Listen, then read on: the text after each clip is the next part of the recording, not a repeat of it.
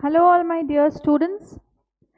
Starting with our revision for the next chapter, coming to chapter number 10 of your CA Foundation BCR, that is English, and that chapter is official communication. Now अगर आपने देखा होगा आपके institute के module में, तो official communication chapter number 10 is divided into two parts. Part 1 is your formal letter writing and part 2 is circulars and memos.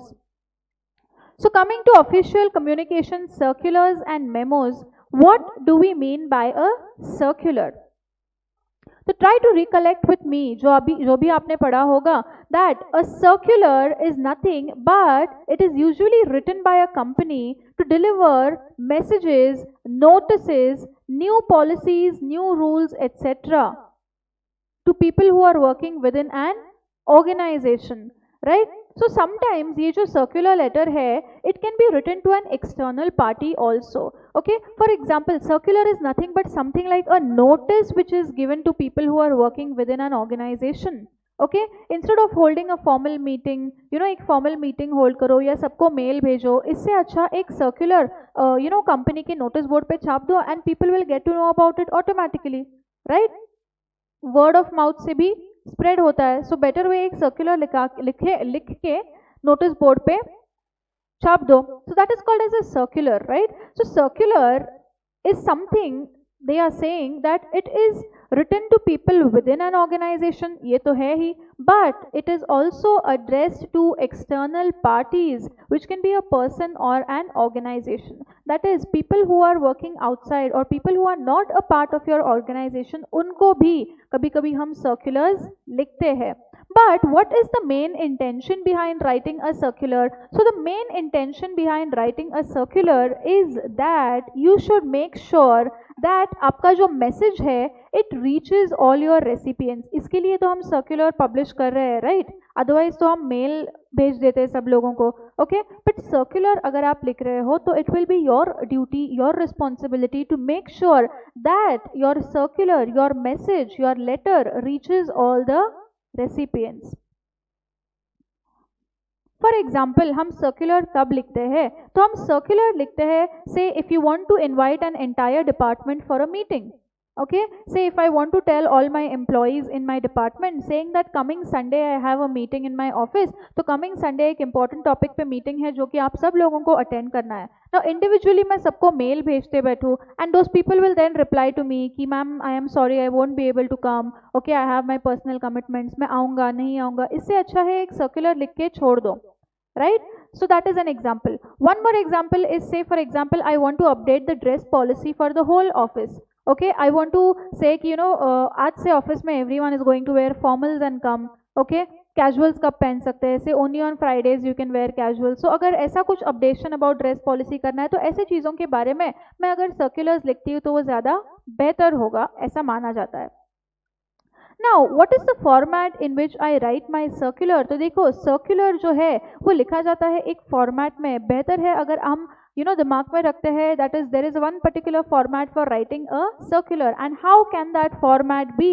तो देखो पहले तो when we start writing a circular हम greet करेंगे सारे लोगों को, right? We are writing that circular to the employees of my organization. तो वहाँ पे पहले तो हम greeting डालेंगे कि hi one and all, okay, whatever is your greeting, and then you will go on and you will write down the context of that letter.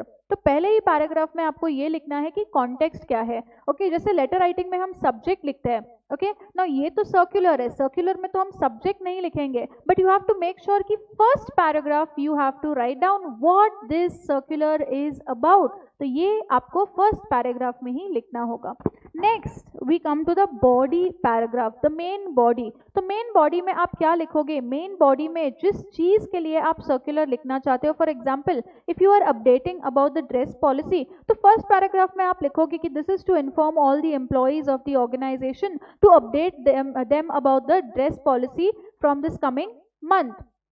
Then main body में आप लिखोगे कि आप क्या चाहते हो उनसे, कि ड्रेसिंग पॉलिसी कैसी होनी चाहिए, that I want all the male workers, all the male employees to wear formals and come jeans and t-shirts will not be allowed. The same will be applicable to females also. Females can wear formals में क्या क्या include होगा, trousers and shirts include होगा. Then you can also wear skirts and then you can also wear dresses, okay, kurtas, and you can wear sarees. तो ये सारी चीज़ें जो आपको मेन कंटेंट में कवर करनी है वो सारा मेन कंटेंट आप लिखोगे आपके मेन बॉडी में. So the supporting points, whatever main information you want to give, you will write that down in the main body.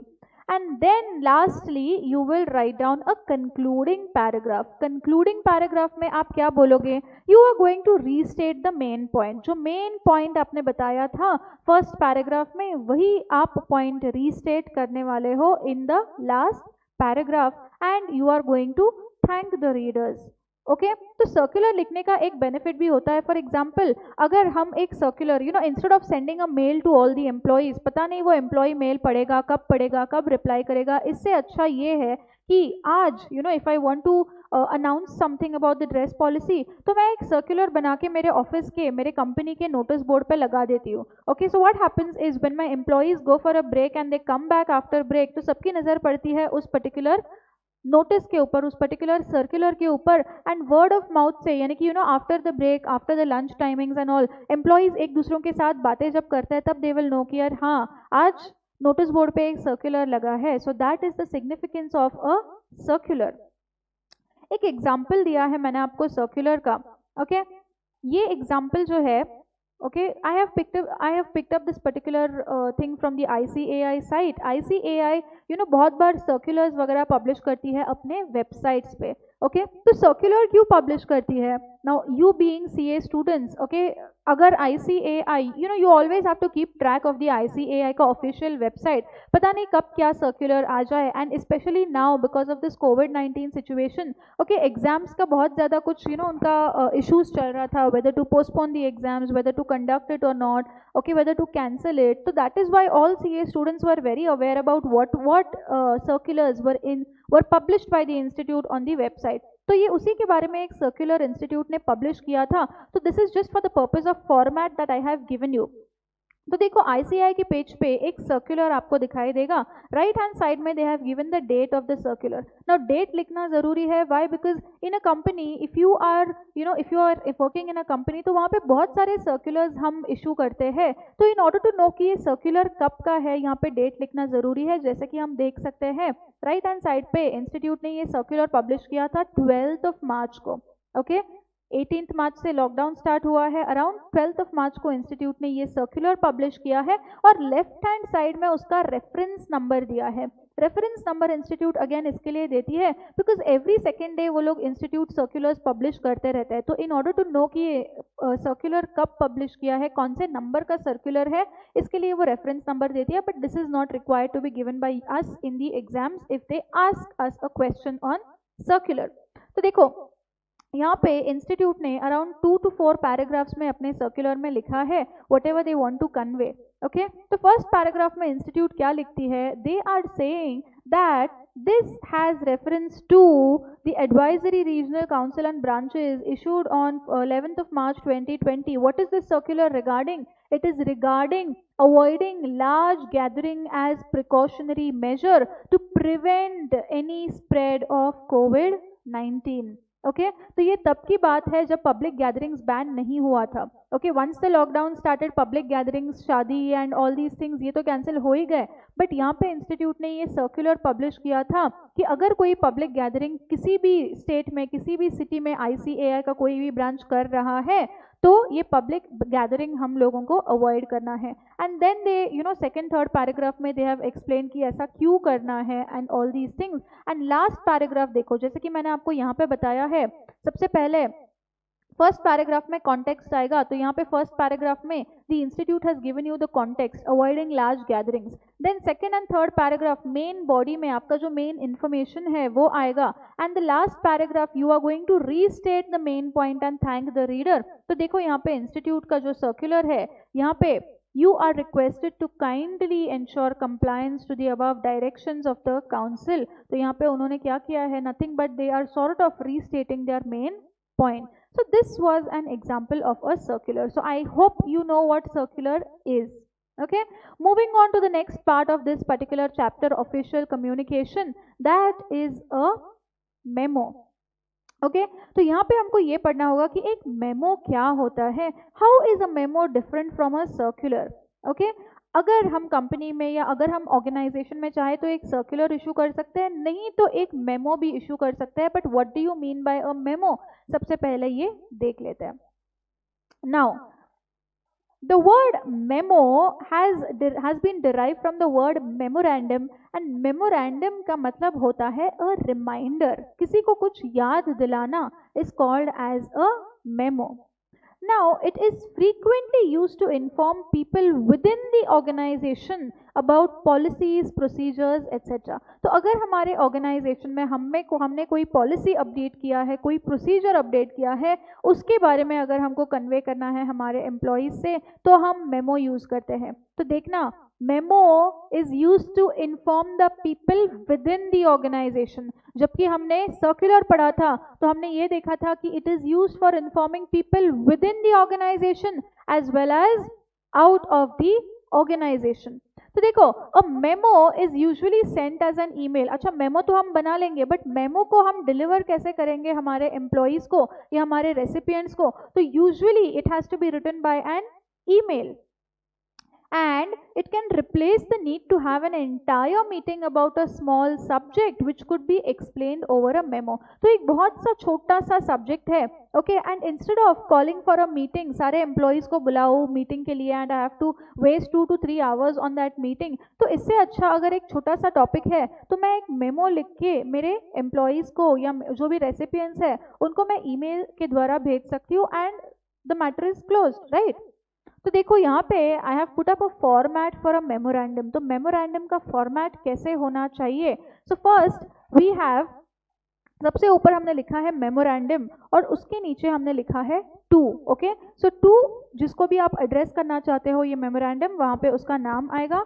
Then you will have from. Okay, so whatever is your name, okay, जो भी लिख रहा है उसका the sender's name will be written over here. उसके नीचे आप date लिखोगे एंड उसके नीचे आप लिखोगे subject. This is something similar to a formal letter only, okay, but यहाँ पे डिफरेंस क्या है मैं आपको बताती हूँ. तो पहले आप देखना, first you will write to, then you will write from, उसके नीचे डेट लिखोगे और उसके नीचे सब्जेक्ट लिखोगे. नीडलेस टू से सब्जेक्ट आप किसी भी चीज में लिख रहे हो, whether you are writing it in formal letters, whether you are writing it in emails, whether you are writing it in memos, it has to be a one liner. Okay, line में और sentence में difference होता है. एक sentence अगर मैं लिख रही हूँ तो वो 3 से 4 लाइन्स में भी एक सेंटेंस में लिख सकती हूँ, बट सब्जेक्ट आप किसी भी चीज का लिखो, it always has to be a one liner.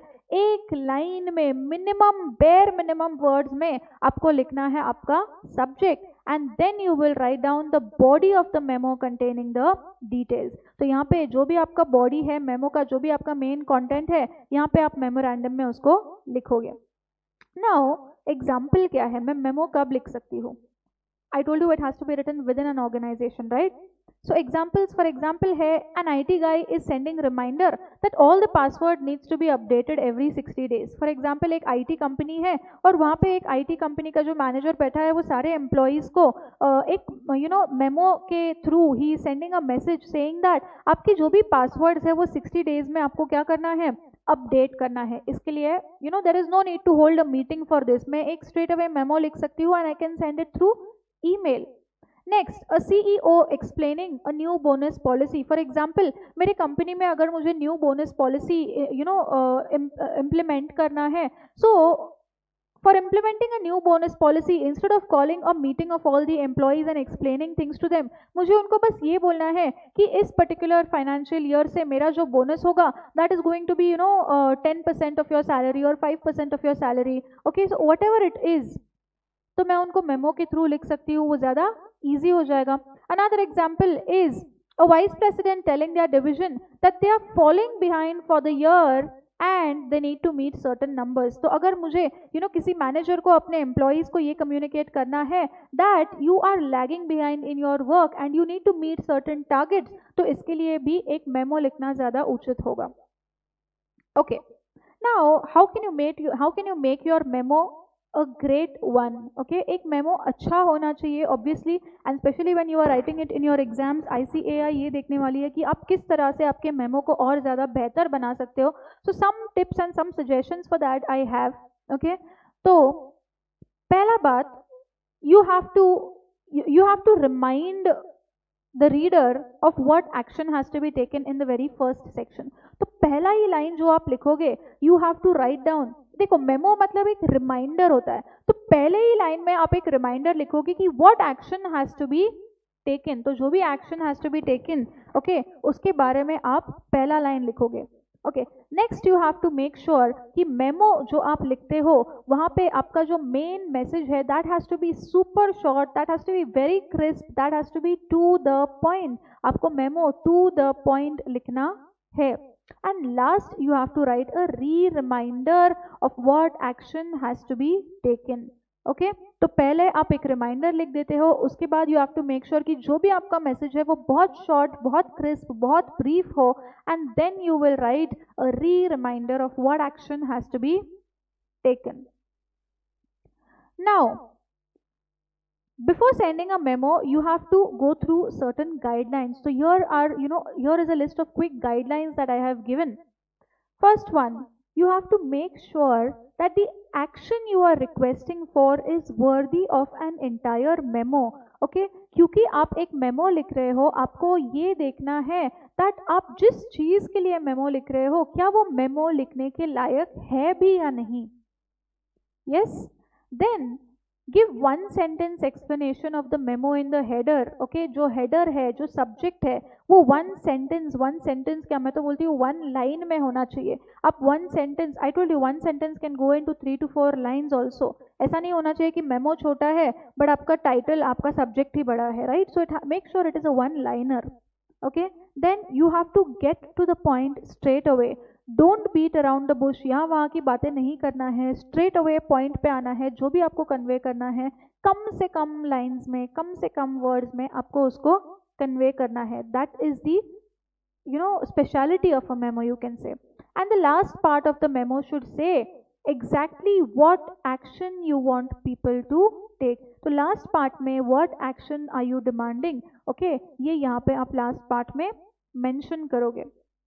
Then I have given you a sample memo. तो आप स्लाइड पे देख सकते हो मैंने एक सैम्पल मेमो देखा है, एक सैम्पल मेमो लिखा है. What is that sample memo?